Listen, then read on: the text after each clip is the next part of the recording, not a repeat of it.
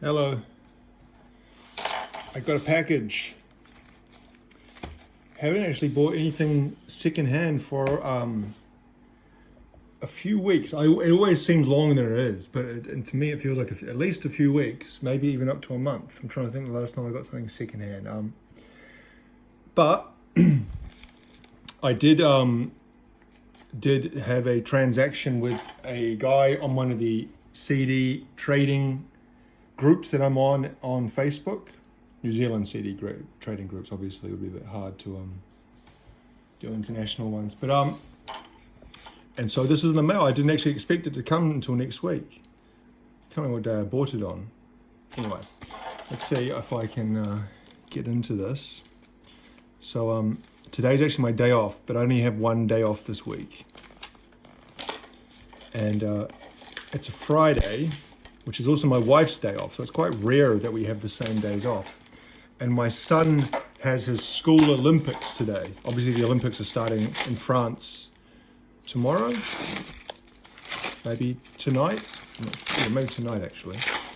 And so, schools have school Olympics. And so we went and watched that, or at least watched the first part of it.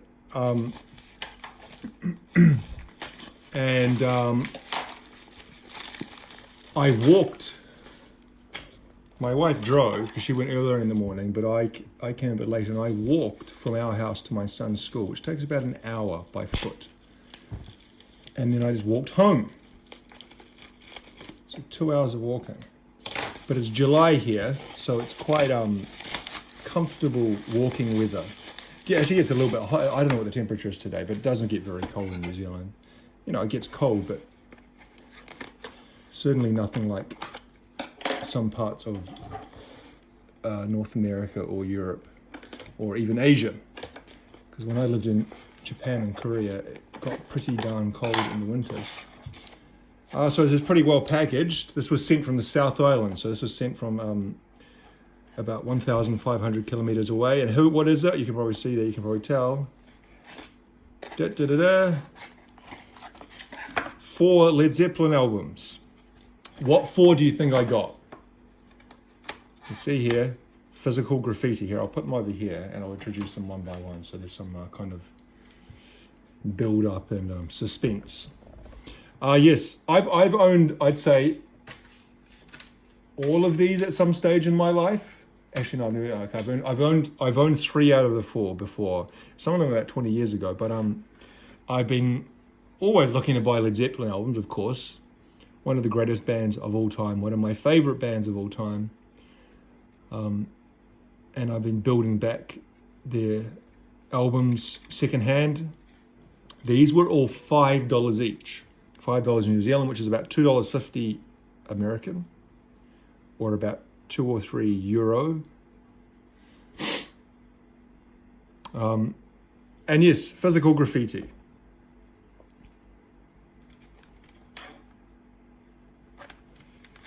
Now the condition of this looks to be pretty good. There's a little bit of a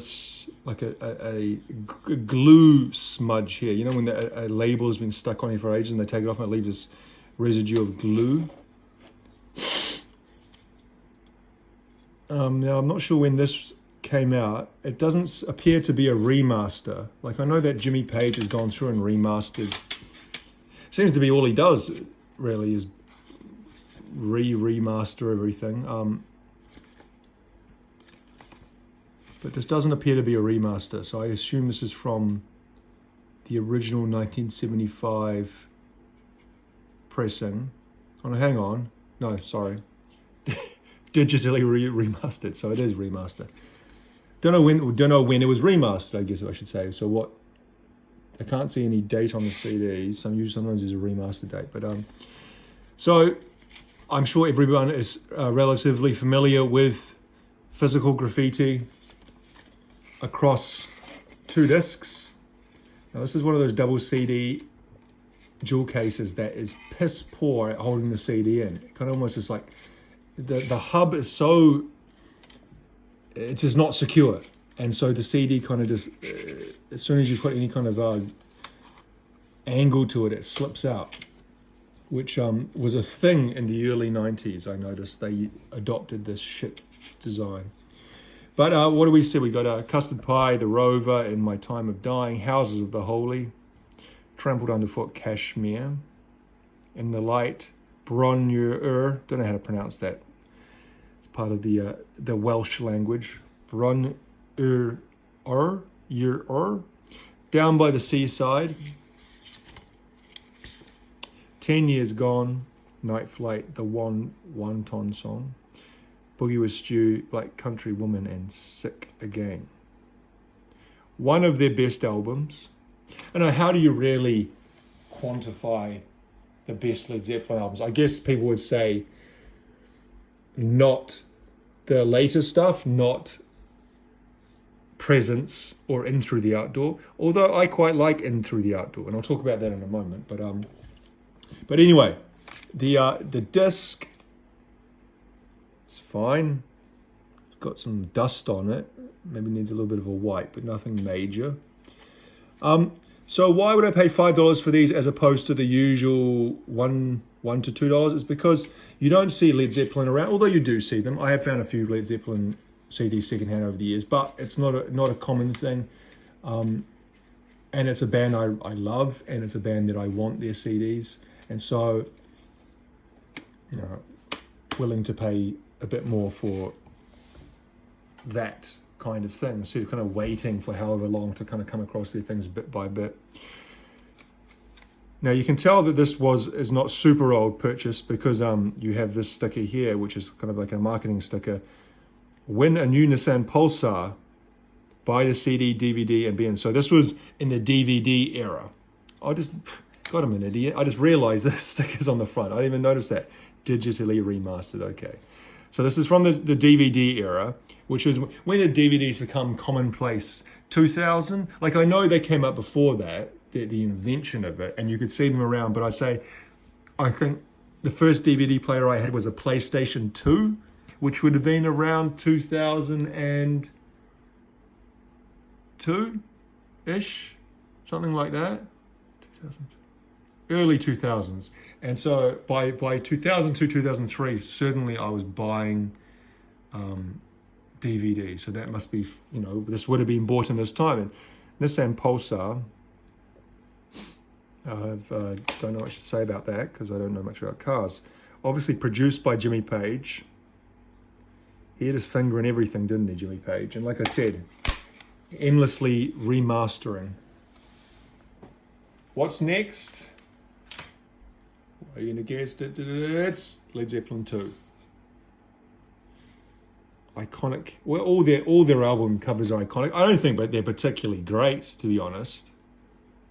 I've never really understood what that all is, really. Like, obviously, you've got the shape of the Zeppelin, the airship, I assume, and you've got the guys in the band put in with the rest of the photo, but I don't know who these guys are. I always thought they were the Zeppelin crew, as in, like, when airships were used, and those guys, it was an old photo, and Page, Plant, Jones, and Bonham had been superimposed onto this photo. Iconic CD design as well, the Atlantic Records kind of two-tone thing that they also had on the vinyl. If you see Atlantic Record vinyl, they sometimes have that same sticker. So whenever you look at any track listing of any Led Zeppelin album, you just think, well, that's a classic. It's like the song, this one in particular, Whole Lot of Love, What Is and What Should Never Be, the Lemon Song, Thank You, Heartbreaker, Livin', Lovin', Made, Ramble On, Moby Dick, Bring It On Home. They all seem like classics. Apart from maybe not What Is and What Should Never Be. Maybe I wouldn't put that into the classic category, but the rest of them are.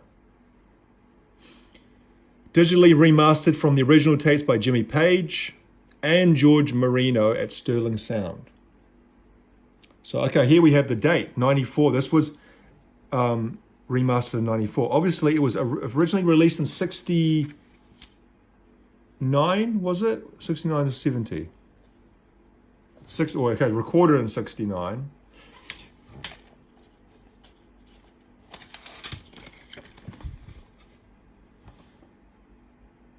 '69.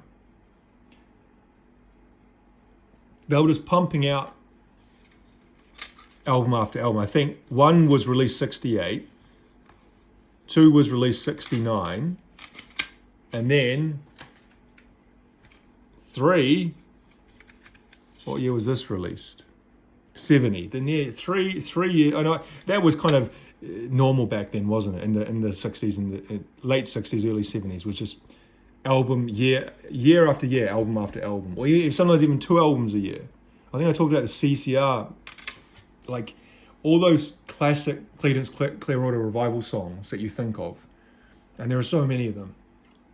And the albums they were on, they came out in like an 18-month period, or maybe it was a little bit longer than that. But it was this fucking sorry, excuse me, I shouldn't say a short period.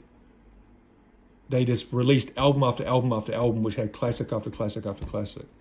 Anyway, speaking of album covers, that is a pretty terrible album cover, if I'm being honest. In my opinion, obviously. Maybe it's considered a classic by some people. I don't think so. It looks cheap and amateur. Like I said, I don't think any Led Zeppelin... I guess Led Zeppelin 4... I like that album cover. There's something about that I've looked at so many times and always see something different in that. But these three, but does it really matter? Not really, does it? So again, got the same Atlantic Records CD design. Now, when this came out, not obviously, but I don't know if you know that this was kind of, people felt a certain kind of way about this album because I guess Led Zeppelin 1 and 2 had kind of presented them as quite a hard rock band, and some people would even say kind of early forefathers of metal. I know they wouldn't consider that to be true, and I know Robert Plant in particular, if you even mention the term metal, he kind of turns his nose up at it. But when you get to 3, it's a lot kind of less hard rocking. It's more, there's a lot more acoustic stuff going in it, kind of a finger-pick acoustic guitar type stuff. Still a brilliant album, in my opinion. I guess Immigrant Song, obviously, is one of the most famous kind of hard rock songs, singing about Vikings and stuff. But Friends, Celebration Day, Since I've Been Loving You, Out on the Tiles, Gallows Pole, Tangerine, That's the Way, Bronner Stomp, Hats Off to Roy Harper. Produced by Jimmy Page. Was this remastered? I'm going to go out on a limb and say yes, it was. Digitally remastered by Jimmy Page and George Marino. I wonder what year I guess they remastered them all around the same time. When did the best of, because I've got 2 Led Zeppelin best of. I've got the most famous one, which is kind of the crop circles, and there's a shadow of the Zeppelin above it, and it's kind of like a sepia tone, brownish tan color scheme. When did that came out? Like, in my memory, late 80, maybe 89. And then that was called remasters, and it was like a best of greatest hits double album. Then they did another greatest hits, the red and black one, which again has got Zeppelin on the front, but it's not the crop circles, but the color scheme is red and black. And that came out about 2012, I believe, which I don't think was just repackaged remasters. I think it was remasters. I think Jimmy Page had gone back again and redone the remasters. It's obsessed. And then lastly, number 4. So what do you think? We've got 75 Physical Graffiti, 69 to 73. Am I going to have one or something later? The late 70s stuff? There. Some people would say a decline. No. And I hope this isn't going to get flagged because it's got some pictures in the front. But Houses of the Holy.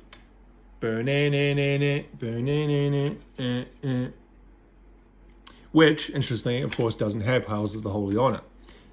But I guess, how many songs on this? I was going to say a mini album, but actually it's not. There's only 10 on this.